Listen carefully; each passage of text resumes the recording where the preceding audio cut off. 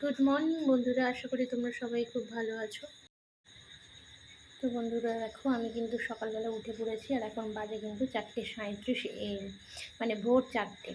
তো এত তাড়াতাড়ি উঠে পড়ার একটাই কারণ, তো আমার হাজব্যান্ড তো ভোরবেলায় যায়, ও ঠিক 4টের দিকেই বেরিয়ে যায় তো ওর কাজের জন্য। তো আমি সেই টাইমে জেগে গেছিলাম বৃষ্টি হচ্ছিলো বলে।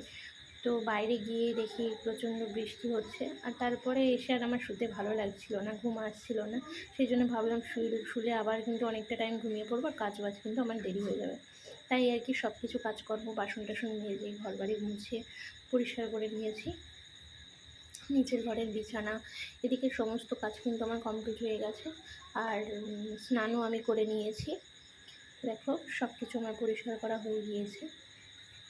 আর স্নান টান করে আমি কিন্তু এবার ঠাকুর ঘরে চলে যাব।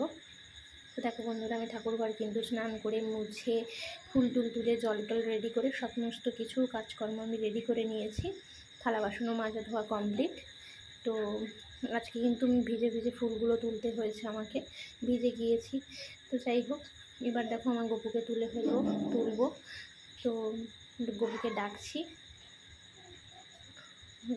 গপুর তো এই ওয়েদারে উঠতে কি ভালো লাগে, যেমন সবার উঠতে ইচ্ছা করে না, ওরও কিন্তু উঠতে ইচ্ছা করে না।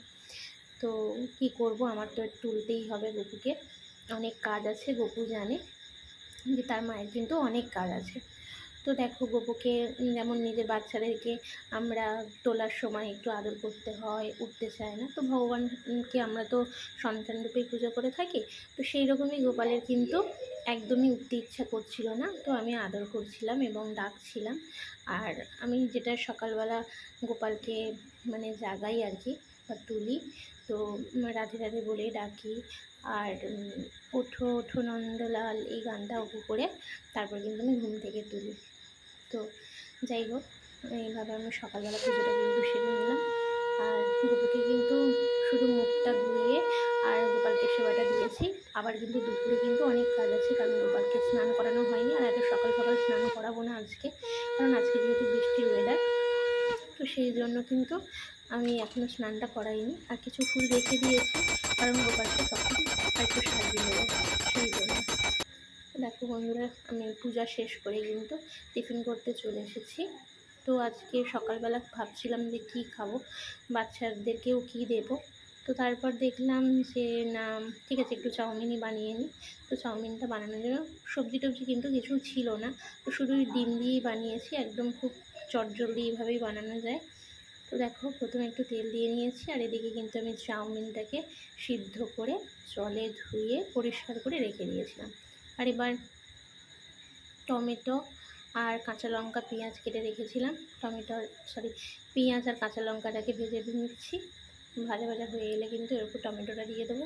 দিয়ে টমেটোটাকে কিন্তু সিদ্ধ হওয়া পর্যন্ত লো ফ্লেমে ভালো করে ভেজে নিতে হবে।